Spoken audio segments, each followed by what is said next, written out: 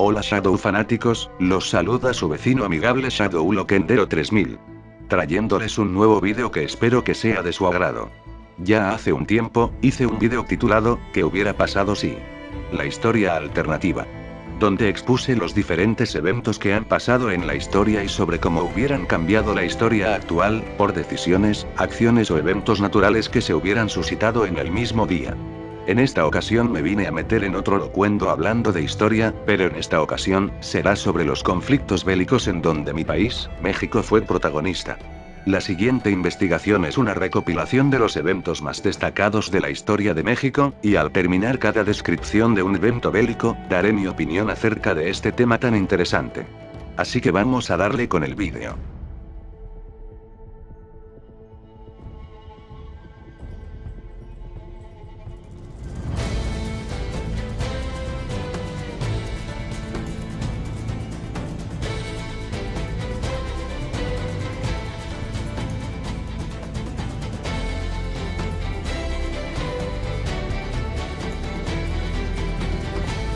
Hernán Cortés, invitado por el emperador azteca, Moctezuma II, tuvo una corta estadía dentro de la capital del imperio azteca, Tenochtitlán.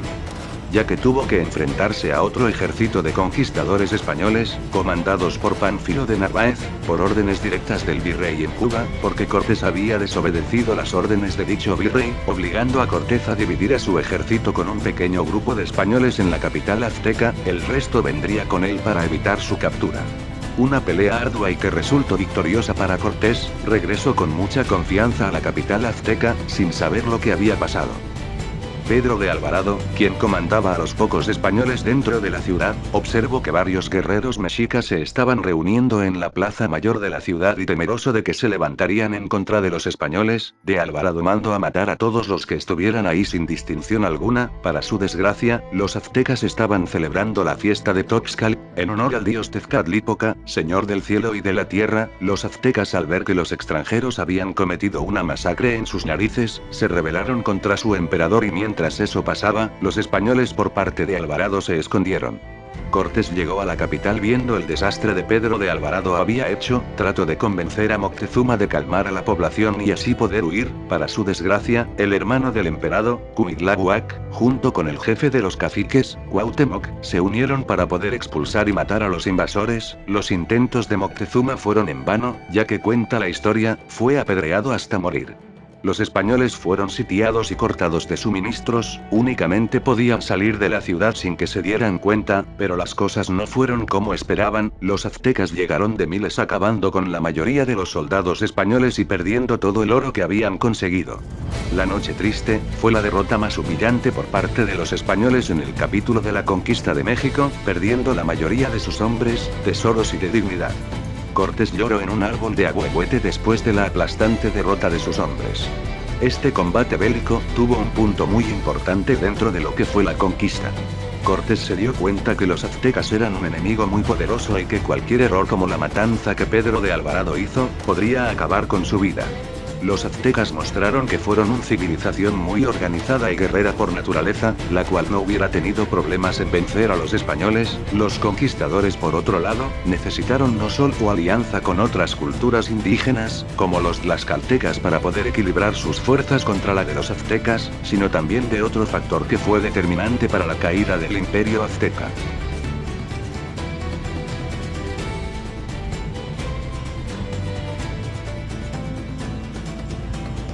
La derrota en la noche triste, siendo un golpe muy duro para los españoles, les hicieron rehacer la estrategia y refugiados en Tlaxcala, se recuperaron y con sus refuerzos tlaxcaltecas, tuvieron una misión muy importante.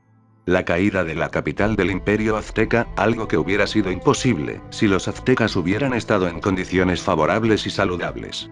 Sin embargo, junto con los españoles, llegaron las enfermedades del viejo mundo, como la varicela.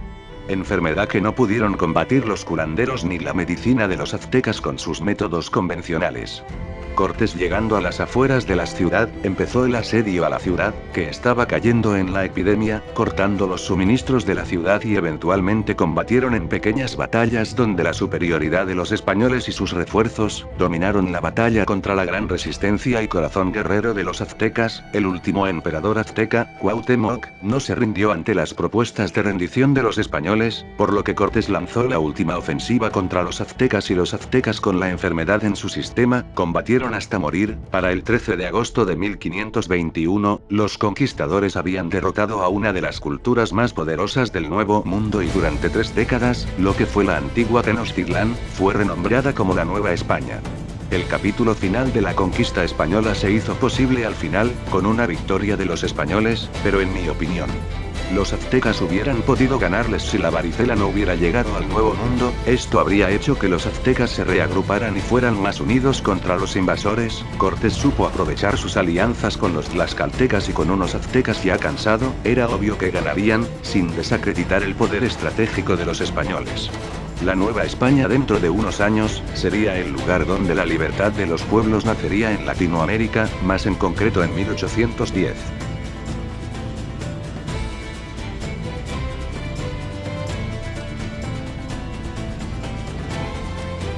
El 16 de septiembre de 1810, el cura Miguel Hidalgo llamó al pueblo de la Nueva España a rebelarse contra la corona española y buscar su independencia en la ciudad de Guanajuato. A partir de ese momento histórico, los insurgentes comandados por Miguel Hidalgo, Ignacio Allende, Juan Aldama entre otros, combatieron contra el ejército de los realistas para poder independizarse del dominio español, lo que conocemos como la independencia de México. Una de las batallas más recordadas y memorables de este conflicto, ocurrió en la ciudad de Guanajuato el 28 de septiembre de 1810. Miguel Hidalgo trató de convencer de manera pacífica que entregaran la plaza. Sin embargo, el intendente Juan Antonio Riaño se negó a entregarla y se refugió con sus hombres en la Alhóndiga de Granaditas, una fortaleza donde se almacenaban los granos y pensaban que podían estar seguros ahí dentro. Las fuerzas de Hidalgo trataron de tomar la fortaleza para consolidar su ocupación en la ciudad y fue una lucha encarnizada que parecía que el ejército realista ganaría.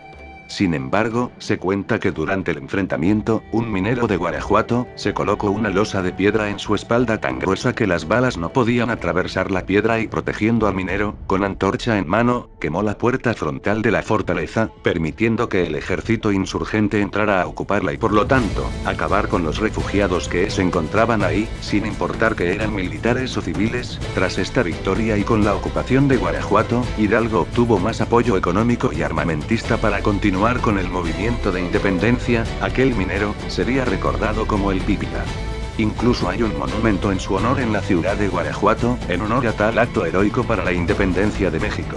El acontecimiento del Pípila no es precisamente un mito, ya que se cuenta que entre las líneas de Hidalgo había mineros que eran más fuertes y que podían destruir la puerta de la fortaleza con la protección necesaria. Muchos mineros trataron de hacer dicha misión pero muriendo en el trayecto, hasta que por fin uno de esos mineros logró incendiar la puerta, permitiendo al ejército insurgente entrar y completar la ocupación de la ciudad. Para honrar dicha acción, salió la famosa leyenda del Pípila en honor a los mineros que cayeron para poder lograr la misión. Este conflicto bélico fue importante en la independencia, ya que en la fortaleza había alimento y una posición estratégica importante para Hidalgo. Los realistas, si no hubieran cometido este error de encerrarse en la Alhóndiga, hubiera podido ofrecer resistencia alguna, pero eso ya es otra historia. Creo que este evento le dio más poder al movimiento independentista e influenciar a otros para continuar la lucha contra el dominio español.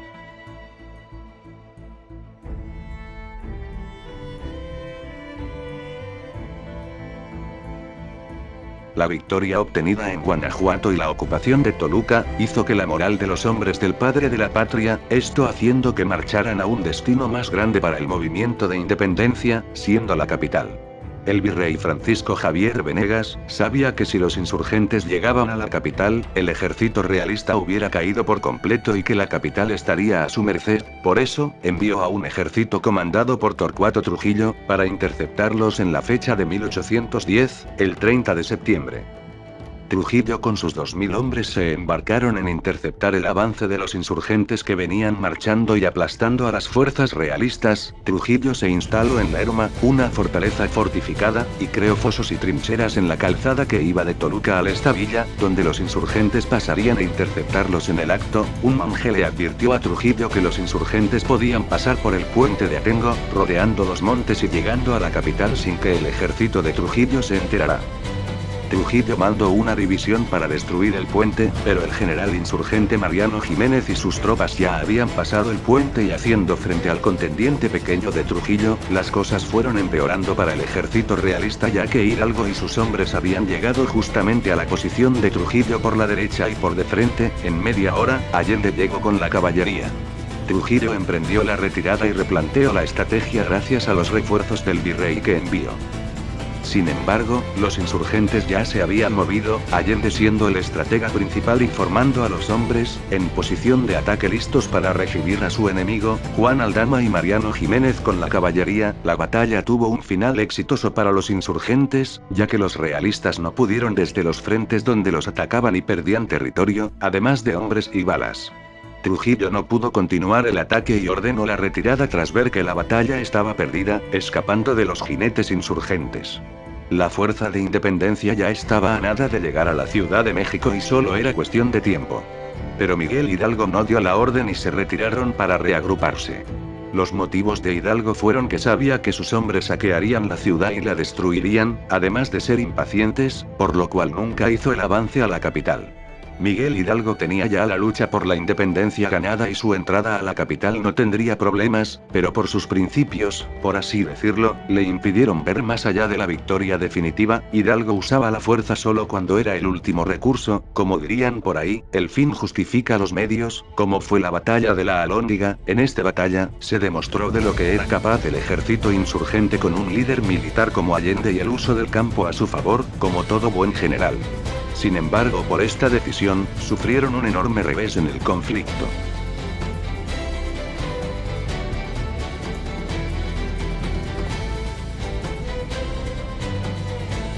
La victoria conseguida en el Monte de las Cruces y su cercanía muy próxima a la capital de la Nueva España, puso a temblar al virrey en turno, quien recibió propuestas de los insurgentes de Mariano Jiménez y Mariano Abasolo de entregar la capital de manera pacífica y que las rechazó, porque no se iba a dignar a perder la capital. El virrey Javier Venegas mandó a Félix María Calleja para intentar mantener a raya a los insurgentes que tenían ocupada Aculco. Calleja con solo 2000 hombres y 7000 caballos, pudo mermar a las fuerzas insurgentes que contaban con 40.000 hombres, pero todos ellos desmoralizados por la decisión errada de Hidalgo, además de no tener armas y muy indisciplinados, ya que ese contendiente insurgente era comandado por Hidalgo y no contaban con Allende. Una victoria realista sobre los insurgentes en esta batalla, bastó para mermar a los insurgentes ya sin moral en su espíritu, sino que Allende e Hidalgo comenzaron a tener discusiones entre ellos, por las decisiones erradas que tuvo el padre de la patria, pero ese solo sería el principio del fin de la lucha de independencia. En mi opinión, esta batalla le costó muy caro a los insurgentes, ya que como lo dije antes, tenían todo para ganar y sin que los realistas pudieran hacer algo, Hidalgo por sus malas decisiones, hizo que la moral de su ejército se fuera al demonio, cosa contraria al ejército de Calleja, que a pesar de que tuvo menos hombres, pudo aprovechar la situación a su favor. Además de que Hidalgo y Allende comenzarían a llevarse mal por esta decisión, cosa que no debes hacer, pero lo que viene a continuación, fue el resultado de dichas decisiones.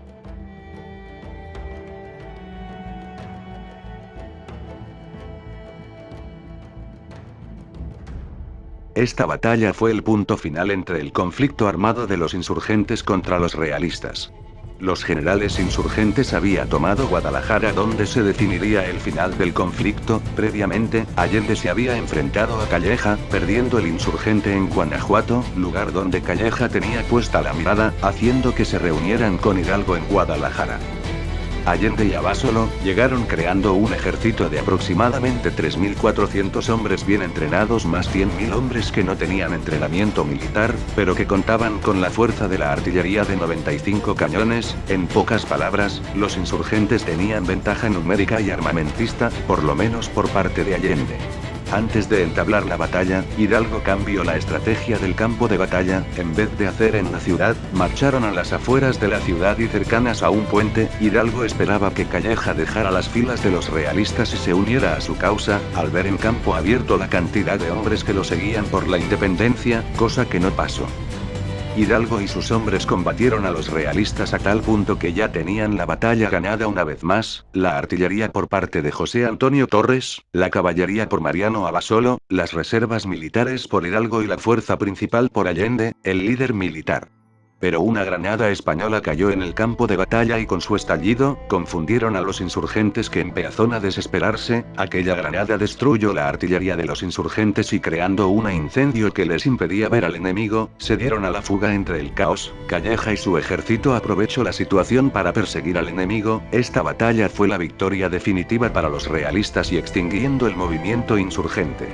Después de este evento, los líderes de la insurrección, Hidalgo, Allende, Aldama y Jiménez, fueron ejecutados y sus cabezas fueron colgadas en las 4 esquinas de la Alhóndiga, como un recordatorio para los que intentarían un levantamiento, pero que eso haría que alguien más se levantara contra la corona española, más adelante en el tiempo.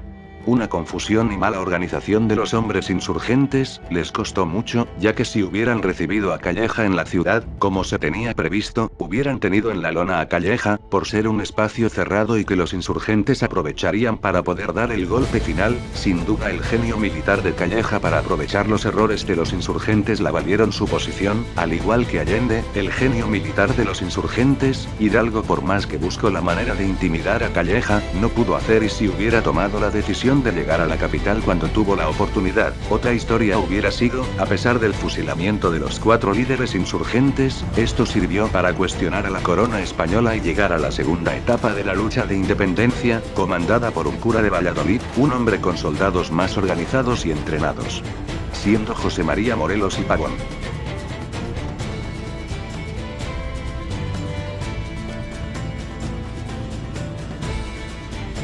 José María Morelos y Pavón, a diferencia de Miguel Hidalgo, tenía tropas mejor organizadas, mejor entrenadas y mejor armadas, siendo el gran genio militar en esta segunda etapa de la independencia. Una de las batallas más recordadas y más memorables al mando de Morelos, fue el sitio de Cuautla el 2 de mayo de 1812. La ciudad, que fue ocupada por los insurgentes, que contaba con 4.000 hombres, tenía que rechazar el ejército de Félix María Calleja de tan solo 8.000 soldados, que iban a recuperar la ciudad.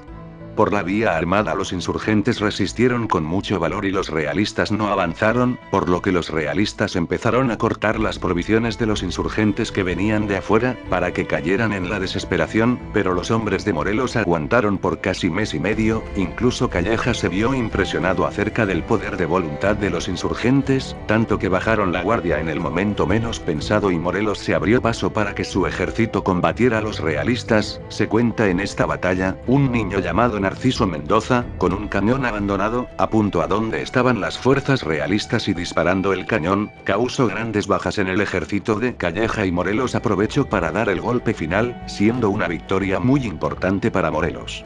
Este es el mismo caso con respecto al Pípila, el cuento del niño artillero. Se dice que había niños de 12 años en las filas de Morelos, quienes se encargaban de las misiones menos difíciles y que alguna vez, uno de ellos disparó el cañón, ayudando a Morelos. Esta batalla es recordada como la más importante y más inspiradora para continuar la batalla de la independencia contra los realistas. Morelos, apoyado por sus hombres, fueron capaces de demostrar que con una organización y con voluntad, podrían ganar la batalla, la que inició Hidalgo hace ya 2 años.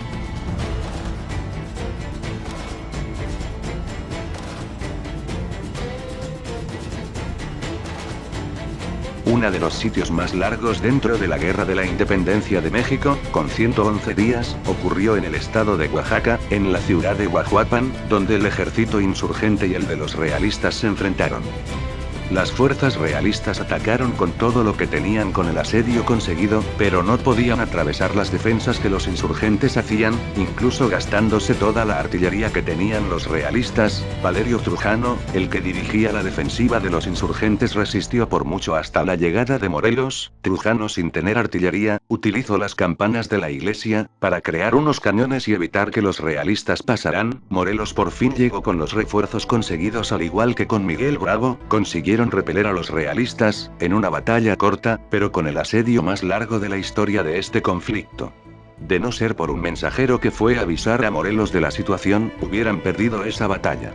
La fuerza de voluntad y la moral de los hombres de Morelos es lo que más destaco, ya que no es muy fácil aguantar ese número de días, mientras el ejército enemigo golpeaba con fuerza. Morelos sin duda tenía apoyo y él respondía con estrategias militares e incluso con ingenio, como usar campanas como cañones, aunque eso fue idea de Trujano, pero que sin duda sirvió para hacer una defensa heroica. Bueno, Shadow fanáticos y audiencia variada, aquí termina el primer volumen de las batallas más significativas en México, comenzando desde la Noche Triste hasta la segunda etapa de la independencia. Pronto se subirá el segundo volumen de esta entrega tan larga que espero que les haya gustado. Recuerden que esto fue para recordar eventos históricos y dar un punto de vista con respecto a dichos eventos, pues espero que les haya gustado el vídeo y pueden compartir sus opiniones sobre esto, incluso si son de otros países de Latinoamérica. Si les gustó póngale el clásico pulgar arriba y si les gustó, pueden suscribirse si quieren, además de visitar mi página en Facebook. Se despide de ustedes su vecino amigable Shadow Loquendero 3000.